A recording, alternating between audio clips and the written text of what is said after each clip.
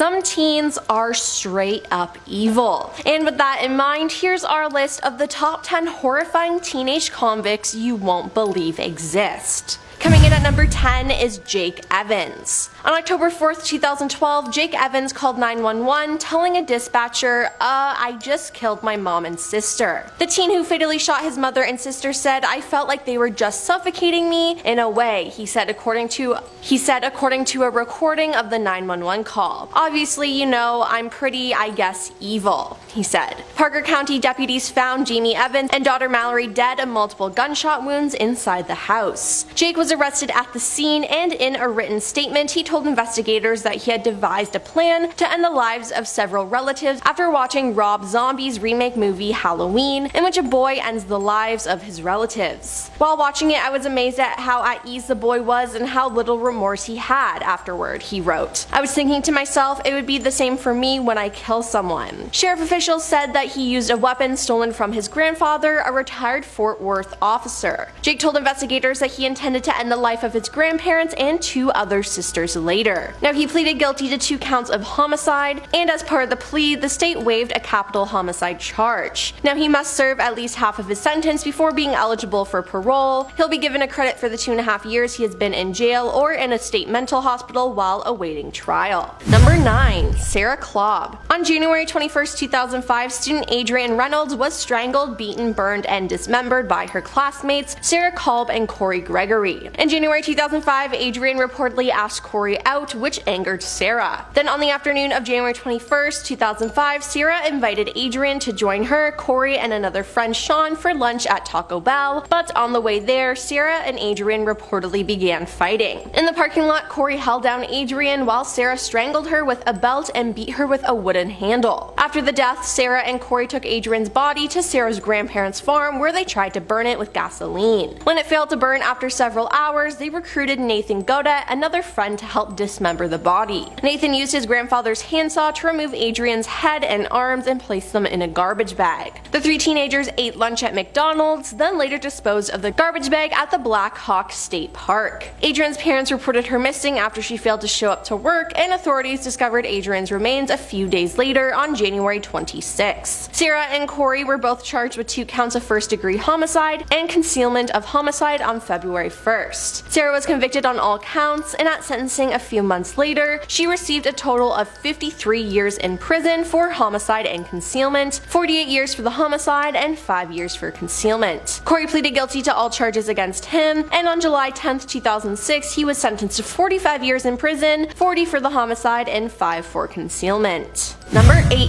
Jennifer Mee. Jennifer Mee is known for taking someone's life, but she's also known as the Hiccup Girl for her long-lasting case of the hiccups. In 2007, when Jennifer was 15 years old, she gained international fame when she developed a case of uncontrollable hiccups. She appeared on television shows all over the United States hoping to find a cure, and they eventually stopped. Then in 2010, she met up with a 22-year-old man she encountered online. She invited the man to a vacant home where 2 of Jennifer's friends robbed him of less than $50 and shot the man, ending his life. As an accomplice to the crime, Jennifer was charged with homicide. During the trial, the prosecution played a recording of a jailhouse phone between Jennifer and her mother. During the call, she told her mother, "I didn't kill nobody, I set everything up, it all went wrong, Mom, it just went downhill after everything happened, Mom." Also, experts testified that Jennifer's DNA was found on the victim's shirt. Now, her lawyer claimed that his client suffers from schizophrenia, and the judge ordered a psychological evaluation. However, it was determined that she was competent to stand trial. In 2013, Jennifer was found guilty of first-degree homicide and sentenced to life in prison without parole. Number 7. Raceland Martin. In August 2016, Raceland Martin was accused of ending the life of his grandfather with a hatchet and discussed the death on a cell phone messaging app. Raceland sent pictures including the hatchet and a pair of black gloves to a still unidentified person through the messaging app Kik. Shortly after the images were sent, officers responded to a 911 911 call and found the mutilated body of Joseph Emmett Nally, who was hit 31 times with a hatchet, including 15 wounds to his head. His son, Joseph Ezekiel Nalty, found him covered in blood in the bed after hearing him cry out. He was in his bed and the hatchet was on the floor nearby. They also discovered Raceland covered in blood and wearing a black pair of gloves. According to the affidavit, it said his grandfather, who had just recently moved into his home, was just kinda inconvenient. He was then charged as a juvenile with first-degree homicide. He was sentenced to life in prison with the possibility for parole after 25 years. Number 6. Stacy Rose Jr. Robert Briscoe of Huron Township was fatally stabbed outside his home when a group of juveniles allegedly came to fight his son. It happened on July 30th, 2017 when 4 teens went to the Huron Estate mobile home. Witnesses said they caused a disturbance and destroyed property. The 4 teens left but returned an hour later at about 10:30 p.m. when a fight broke out in the street. Robert came outside to break up the fight when he was stabbed. He died steps away from his front door. Now Stacy fled the scene on foot through the neighborhood after the incident. Suspect information provided by witnesses was relayed to surrounding police departments and Stacy was arrested outside of his home during a traffic stop. He was then sentenced to 10 to 15 years in prison.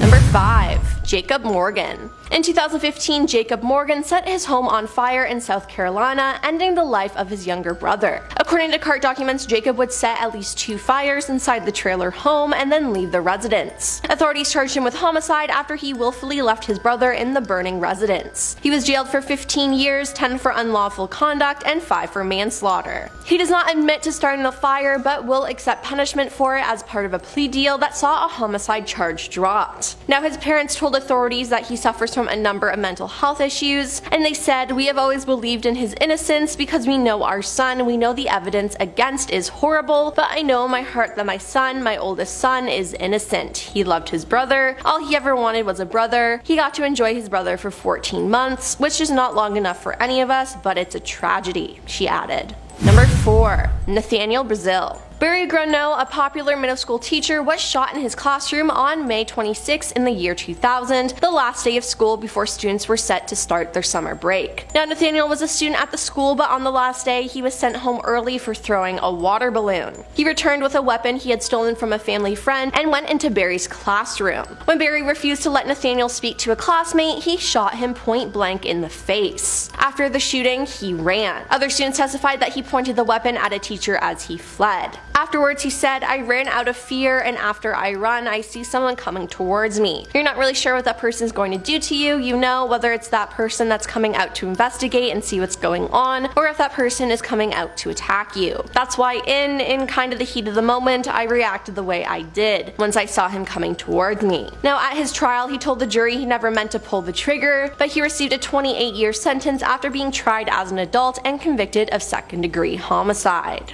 Number 3. Dexter Johnson. Dexter Johnson and 4 other teens carjacked and robbed Maria Aparsi and her boyfriend Huno while they sat in her car outside Hu's house. According to court records, Dexter and others took the young couple to a secluded area where Dexter took advantage of Maria before he and another teen shot them both, ending their lives. Their deaths were part of what Harris County prosecutors have described as a 25-day crime spree by Dexter and others that also included 3 other deaths. Now Dexter has been on death row since his conviction in 2007. He was to die in 2019 but wasn't due to his new legal team claiming that he has an intellectual disability. His post-conviction lawyer had waited too long to argue that Dexter was exempt from execution due to his alleged disability, they said. An appeals court granted a stay so the judge can determine whether the 33-year-old convict in a 2006 double homicide met the revised diagnostic criteria for a person with diminished capacity. If he did qualify, the state would be violating his constitutional rights if they put him to death, his new team contended.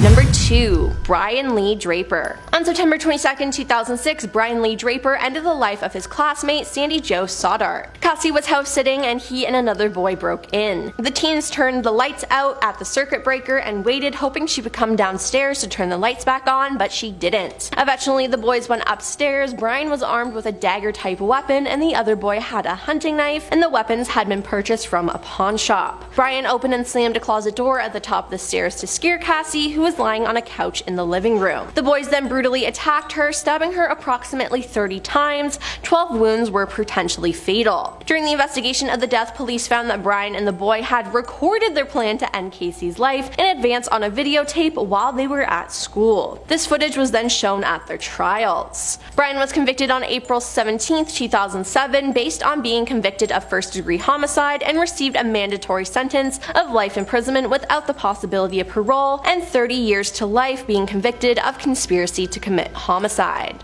And coming in at number 1 is Delaney Bremer. In 2019, Delaney Bremer ended the life of her so-called best friend. She pleaded guilty to ending her best friend's life after a man she met online said he would pay her $9 million if she sent him photos and videos of her committing the crime. Her friend Cynthia Hoffman died from a gunshot wound to the back of her head. Her body was then dumped in a river. Delaney knew the man as Tyler and had begun a relationship with him, but authorities said he had catfished her and created a fake persona as a millionaire from Kansas. Now, court documents state that Delaney and Tyler started planning several crimes in exchange for money, including the death of someone in Alaska. Delaney chose Cynthia as the victim and recruited 4 friends, Caden McIntosh, Caleb Leyland, and 2 other unnamed juveniles to help her, according to authorities. She told them that they would get substantial shares of money for helping her end Cynthia's life. Well, that's all for our list of the top 10 horrifying teenage convicts you won't believe exist. Which one scares you the most? Let us know in the comments down below, and we'll see you next time.